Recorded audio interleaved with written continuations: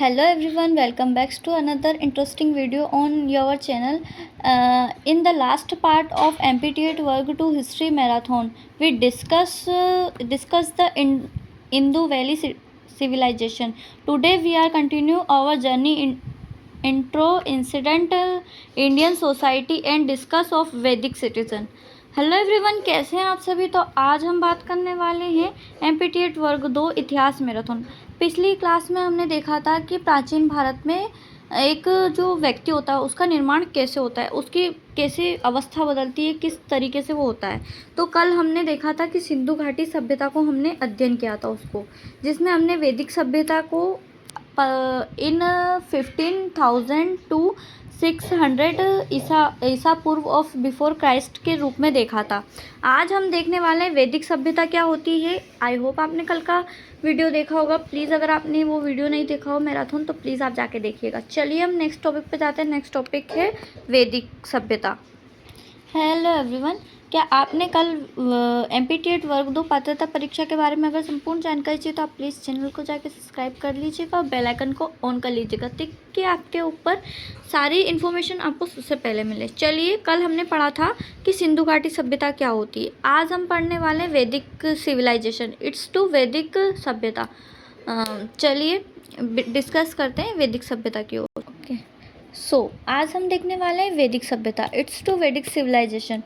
यह होता है 1500 से 600 BC, I mean before Christ.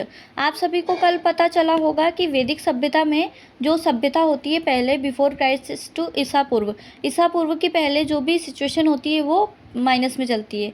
जैसे कि यदि आप 1000 की बात करेंगे तो आप उसमें 600, मतलब जैसे अभी हम सन लिखते हैं प्लस में, 2025 से हम 26 मानेंगे तो इसमें वो माइनस में जाता है, मतलब पहले वाले सन में जाता है। चलिए हम देख लेते हैं। आप सभी को हमने लास्ट वीडियो में बताया था कि सिंधु घाटी सभ्यता का पतन हो गया था।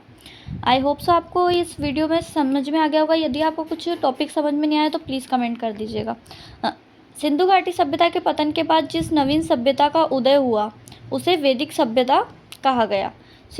लास्ट वीडियो में हमने पढ़ा था कि वैदिक सभ्यता क्या होती है, सिंधु घाटी इंडस वैली क्या होता है, इसके बारे में हमने डिटेल थ्योरी देखी थी। तो यदि आपने नहीं देखी हो तो आप जाके देख लीजिएगा, मैं डिस्क्रिप्शन में इसकी लिंक दे दूँगी। तो आप सभी को पता है सिंधु घाटी सभ्यता का पतन हो गया था, पर वो कैसे हुआ, क्यों हुआ उसका पतन, उसके बारे में अभी तक कुछ साक्ष्य प्रमाणित नहीं मिले हैं। वैदिक सभ्यता की संपूर्ण जानकारी हमें वेदों से प्राप्त होती है। वैदिक सभ्यता की संपूर्ण जानकारी हमें कहाँ से प्राप्त होती है? वेद से।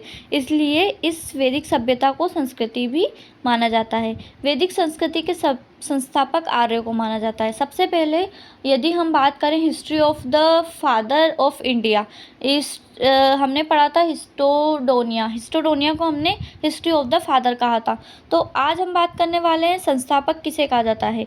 आई मीन वैदिक संस्कृति के संस्थापक आर्यों को माना जाता है, इसलिए इसे आर्य संस्कृति भी कहा जाता है। तो यहाँ से आपका डाउट क्लियर हो जाना चाहिए कि आर्य संस्कृति किसे कहा जाता है। वैदिक संस्कृति को ही आर्य संस्कृति कहा जाता है।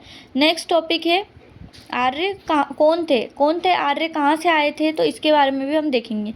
आर्य मध्य एशिया के निवासी मैक्स मुलर के अनुसार आए थे। यह सर्वमान्य मत है कि वो आर्य कहाँ से आए थे। आर्य आए थे एशिया से। एशिया के निवासी एक शहर है मैक्स मुलर। आपको हिस्ट्री के फर्स्ट टॉपिक मतलब जो आज शुरुआती दौर में आप हिस्ट्री पढ़ते हैं तो उसमें आपको सबसे पहले वो दिखाई देते हैं कुछ इंटरेस्टिंग नाम, और वो मतलब अजीब ही नाम होते हैं जो आपको समझ पाना मुश्किल है। परंतु इसमें मैक्स मुलर के वहाँ से सर्वमान्य मत मिला था कि वो वहाँ से आए थे। दयानंद सरस्वती ने आर्यों को तिब्बत का निवासी तथा बाल गंगाधर तिलक ने उत्तरी ध्रुव प्रदेश देश का निवासी बताया था। अलग अलग विद्वानों ने अलग अलग मत देते हैं। तो इसमें दयानंद सरस्वती और बाल गंगाधर तिलक ने कुछ मतों के अनुसार कहा है कि दयानंद सरस्वती ने कहा है कि आर्य को तिब्बत का निवासी माना जाता है, और बाल गंगाधर तिलक जी ने बोला था कि उत्तर ध्रुवीय प्रदेश के निवासी बनाया था। अब हम नेक्स्ट टॉपिक पढ़ने वाले हैं ऋग्वेदिक काल। वैदिक काल के अंदर सबसे फर्स्ट इंटरेस्टिंग टॉपिक होता है ऋग्वेदिक काल, रिवेजियल पीरियड ऑफ जो होने वाला है 1500 टू 100 BC बिफोर क्राइस्ट। अभी यहाँ पे हम माइनस में देखेंगे। मैंने आपको पहले बताया था कि इसमें जो भी BC I mean before Christ के जो भी सन्स होंगे, ईयर्स होंगे, वो माइनस में आएंगे। ठीक है, इसमें देख लेते हैं। इस काल में इंद्र देवता की पूजा करते थे। ऋग्वेदिक काल में इंद्र देवता की पूजा करते थे। वह गाय की पूजा भी करते थे। मतलब इस पीरियड में उन्होंने पूजा पाठ इन सबको अपना लक्ष्य मान लिया था। आर्यों के संबंध में इसे सर्वप्रथम जानकारी ऋग्वेद से प्राप्त होती है। ऋग्वेदिक काल इस टू ऋग्वेद। ओके, अभी हम वैदिक सभ्यता में सबसे बड़े हमने पढ़ा था कि हमने यह वैदिक सभ्यता का संपूर्ण जानकारी हमें वेद से प्राप्त हुई है। चलिए नेक्स्ट पढ़ते हैं। आर्यों के संबंध में हमें सर्वप्रथम जानकारी ऋग्वेद से प्राप्त हुई है। ऋग्वेद सबसे प्राचीन ग्रंथ है। आप सभी को पता है कि ऋग्वेद एक वेद है जो एक प्राचीन ग्रंथ से हमें प्राप्त हुआ है। इस वेद में आर्यों ने 36 बार उल्लेख किया गया है। इसमें आर्यों का 36 बार उल्लेख किया गया। आर्य कौन है? आर्य आए थे वैदिक सभ्यता से सिंधु घाटी के पतन के बाद। चलिए नेक्स्ट है। ईरानी भाषा में ग्रंथ अवेस्ता एवं ऋग्वेदिक को बहुत समानता मानी गई है। चलिए नेक्स्ट देख लेते हैं। सिंधु आर्यों की सबसे प्रमुख नदी। सिंधु नदी आर्यों की सबसे प्रमुख नदी मानी जाती है तथा सरस्वती नदीतमा को वैदिक सभ्यता की सर्वश्रेष्ठ नदी कहा गया है। वैदिक में गंगा को 1 बार और यमुना को 3 बार उल्लेख किया गया है। ऋग्वेदिक काल में गंगा को 1 बार और यमुना को 3 बार उल्लेख किया गया है। आर्य भारत में जिस स्थान पर सबसे पहले आकर बसे थे उसे सप्त सैंधर्य प्रदेश कहा जाता है। आर्य के मतलब जो हम वैदिक सभ्यता हम पढ़ रहे हैं, इट्स टू वैदिक सिविलाइजेशन, ये होता है वैदिक काल से। आप सभी को मैंने बताया कि वैदिक सभ्यता हुई है वो वेद से मिली है। वेदों में आर्यों का वर्णन किया गया है। कुछ विद्वानों ने आर्यों को क्या कहा गया है कि आर्य तिब्बत से आए थे और कुछ ने कहा था वो उत्तर ध्रुवीय प्रदेश के निवासी थे। नेक्स्ट हमने देखा था ऋग्वेदिक काल किसे कहते हैं। इट्स टू ऋग्वेदिक पीरियड जो होने वाला था, इसमें जो मनुष्य थे वह पूजा पाठ में विश्वास करने लग गए थे और इसमें वेदों में आर्यों का 36 बार उल्लेख किया गया है। नेक्स्ट हम देख रहे हैं ऋग्वेद। ऋग्वेद एक बहुत महत्वपूर्ण सबसे सर्वप्रथम वेद माना जाता है। ऋग्वेद होत वर्ग के पुरोहित में अग्नि का आधान कर वेद मंत्रों द्वारा आह्वान करते थे। ऋग्वेद में कुछ मंत्रों द्वारा आह्वान किया जाता है। 33 देवी देवताओं में इंद्र और अग्नि देव को माना गया था। 33 कोटि देवी देवताओं में इंद्र और अग्नि को प्रमुख माना गया था। गाय की पूजा को ही उपासना मानते थे। मतलब ऋग्वेद में सिंपल तौर पर वे गाय की पूजा को मानते थे। इस सभ्यता के दौरान सिंधु घाटी के पतन के बाद ये जो वहाँ के मनुष्य थे वो सबसे पहले गाय की पूजा करते थे और उन्होंने पूजा पाठ में विश्वास करना स्टार्ट कर दिया था। नेक्स्ट हम देखने वाले Samaveda. What is the meaning of Samaveda? Samaveda से आप सभी समझते हैं वो होता है एक वर्ग होता है जिसमें हम गायन की पद्धति को समझते हैं। सामवेद अदाता या अदातकर्ता वर्ग के पुरोहित यज्ञ में श्याम का गायन करते। भारतीय संगीत का उद्गम सामवेद से ही हुआ है। भारतीय संस्कृति का उद्भव सामवेद से हुआ है। नेक्स्ट हम पढ़ने वाले हैं यजुर्वेद। इसमें बहुत छोटे छोटे टॉपिक्स है, तो यदि आपको इसको लेके कोई डाउट हो तो मुझे बता दीजिएगा, कमेंट कर दीजिएगा, मैं उस पर एक डिटेल वीडियो बनवा दूंगी। ओके, नेक्स्ट है यजुर्वेद। यजुर्वेद अथर्ववेद याज्ञिक कर्मकांड की विधियों का समुचित रूप से अनुष्ठान किया जाता था। यजुर्वेद जो पीरियड होता है, यजुर्वेद जो काल होता है उसमें मतलब सबका एक निश्चित पीरियड होता है जिसमें वे अनुष्ठान करके, मतलब जब वो पूजा पाठ को समझने लग गए थे तो उन्होंने अनुष्ठान करना स्टार्ट कर दिया था और वो बहुत आध्यात्मिक रूप से ईश्वर को मानने लग गए थे। नेक्स्ट टॉपिक हम पढ़ने वाले हैं Atharvaveda. What is the Atharvaveda? ये मतलब हिस्ट्री का सबसे मेन टॉपिक माना जाता है वैदिक सभ्यता।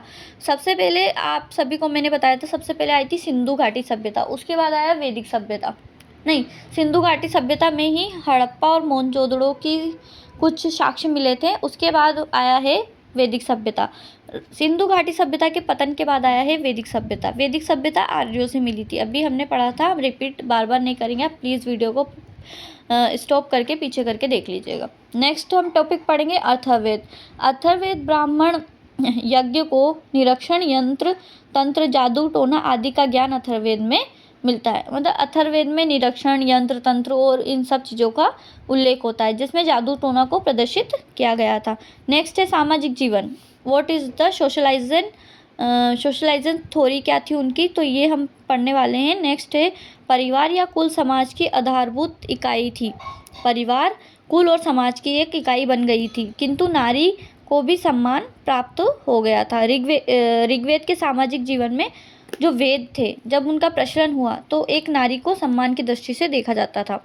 नेक्स्ट है ऋग्वेद में, एक मिनट में फ़ोन हटा लूँ,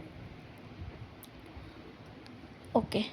ऋग्वेद में आजीवन शादी न करने वाली महिलाओं को अमाचु कहा जाता था। संयुक्त परिवार की प्रचलित प्रथा थी, जिसमें महिलाओं को शादी न करने पर अमाजू बोला जाता था। इसका अर्थ मुझे भी नहीं पता, मैं आपको ChatGPT से टेस्ट करके मैं आपको बता दूंगी। समाज में नियोग प्रथा तथा विधवा विवाह प्रचलित, पर्दा प्रथा और बाल विवाह का कहीं उल्लेख नहीं मिलता है। समाज में नियोग प्रथा, विधवा विवाह का और बाल विवाह, पर्दा प्रथा का कोई प्रचलन या उल्लेख नहीं मिला है। समाज के 3 वर्ग माने जाते हैं। फर्स्ट होता है योद्धा, दूसरा पुरोहित और तीसरा सामान्य लोग। नेक्स्ट हम पढ़ने वाले आर्थिक जीवन। उनका आर्थिक जीवन कैसा था, अभी हमने पढ़ा था कि आर्थिक जीवन में उनके पास कृषि, पशुपालन आर्यों की आर्थिक जीवन का आधार माना जाता था। सिंधु घाटी सभ्यता में हमने मध्यकालीन अवस्था में देखा था कि वह पशुपालन करना सीख गए थे, ठीक है।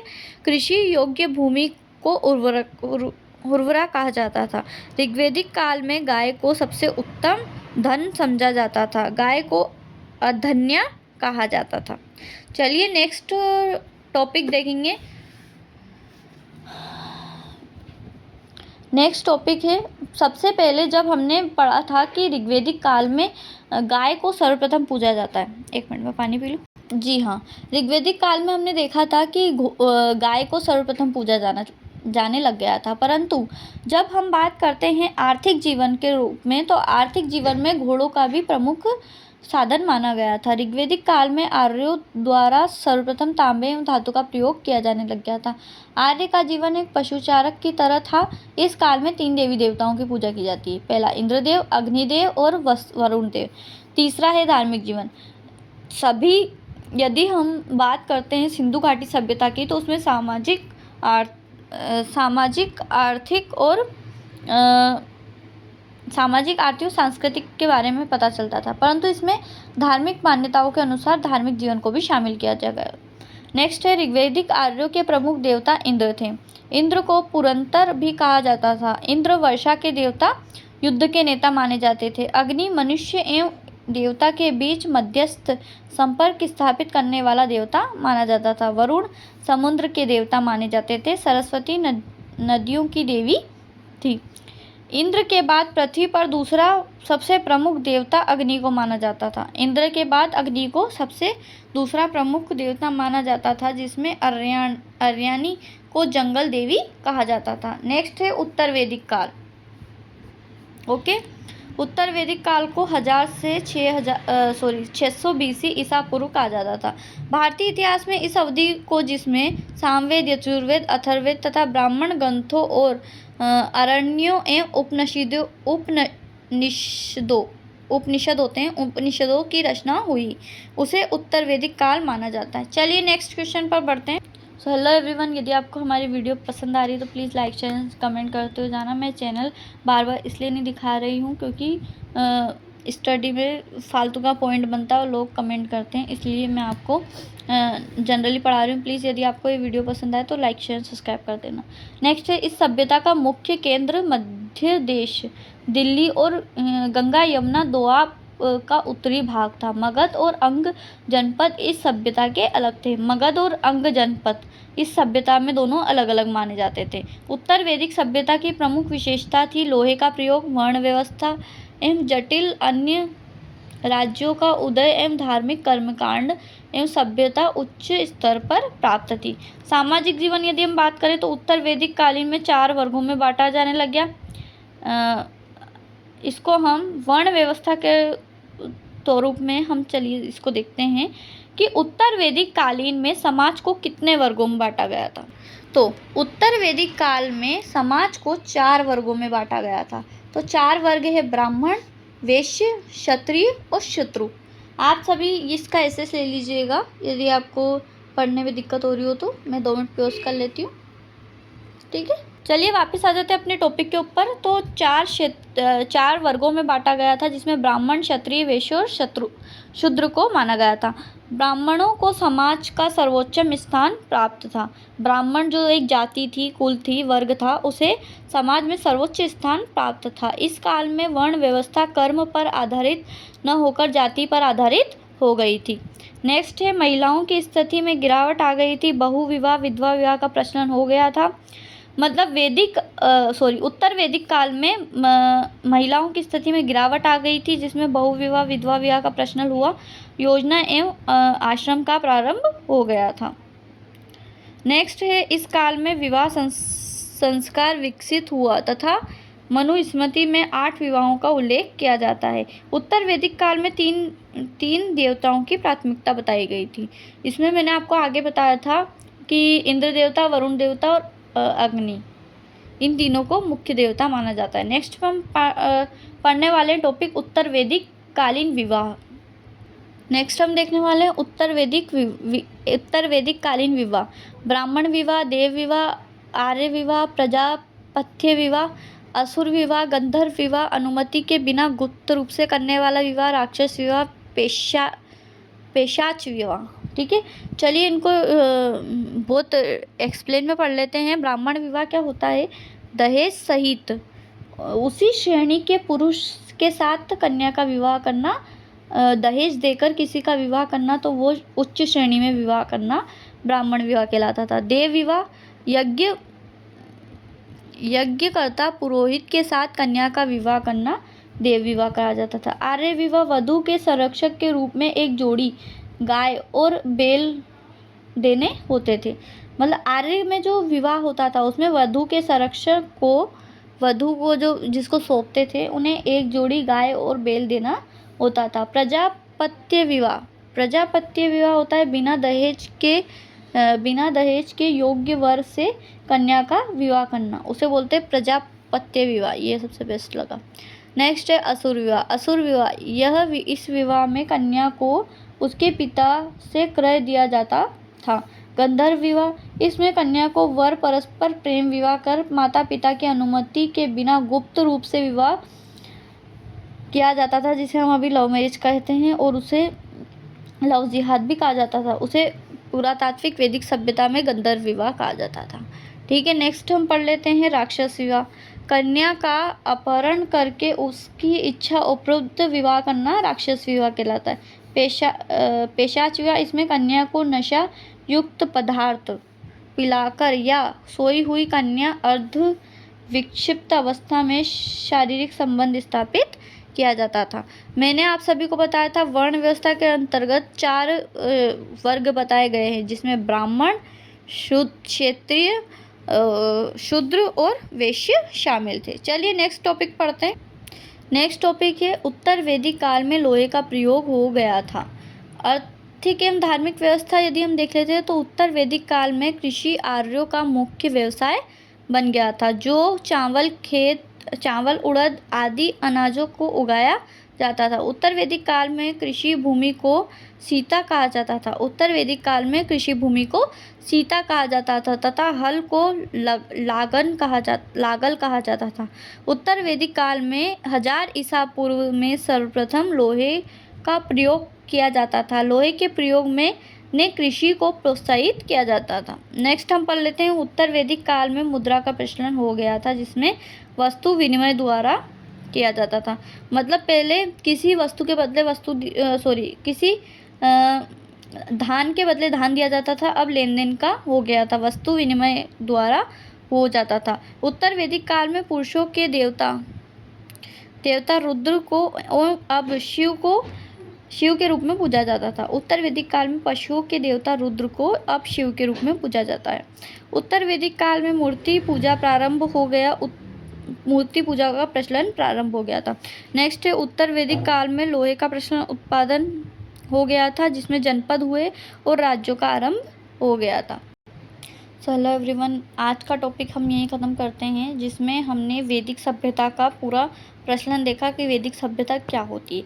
यदि आपको वीडियो पसंद आए तो please like share and subscribe करते हुए जाना @primary zone। Okay, next topic हम पढ़ने वाले हैं। नेक्स्ट टॉपिक हमारा होने वाला है बौद्ध और जैन धर्म। बौद्ध और जैन धर्म का प्रचलन कब हुआ, कैसे हुआ, ये जानेंगे हम 6th सेंचुरी BC। चलिए, एक मोस्ट इम्पॉर्टेंट बात मैं आप सभी को बता देती हूँ। कल की क्लास में हम थोड़ा सा डीपली डिस्कस करने वाले हैं बुद्ध और जैन धर्म क्या होते हैं, जैन धर्म के प्रसिद्ध तीर्थकर कौन थे, आप सभी कमेंट में बताइएगा। चलिए, नेक्स्ट चीज़ मैं आपको नेक्स्ट सीरीज़ है कि यदि आप सभी ने अभी तक हमारा चैनल सब्सक्राइब नहीं किया हो तो प्लीज़ चैनल को सब्सक्राइब कर लीजिएगा। एंड आज की बिग अनाउंसमेंट मैं आप सभी को बता देती हूँ। 1 मिनट पहले ये चल जाए। है एवरीवन, आज मैं आप सभी के सामने एक बिग अनाउंसमेंट शेयर करने वाली हूँ। हेलो एवरीवन, क्या आप सभी एक्साइटेड हैं मेरे सेकंड यूट्यूब चैनल को जानने के लिए? तो आप please official primary zone vlogs को शेयर कीजिएगा, जिसमें हम डेली व्लॉग्स और कुछ इंटरेस्टिंग बातें शेयर करेंगे। चलिए, अब बिग अनाउंसमेंट देख लेते हैं। और आज का हमारा नेक्स्ट जो हमारा चैनल होने वाला है वो मैं आपको क्लियर बता देती हूँ। हमारा नेक्स्ट चैनल होने वाला है official PZ vlogs, it's to official primary zone, जिसमें हम कुछ इंटरेस्टिंग व्लॉग और कुछ हमारी डेली जर्नी स्टार्ट करने वाले हैं। यदि आपको हमें जो आपने सहयोग दिया है, प्लीज़ इस चैनल को भी सहयोग दीजिएगा। Thank you for watching.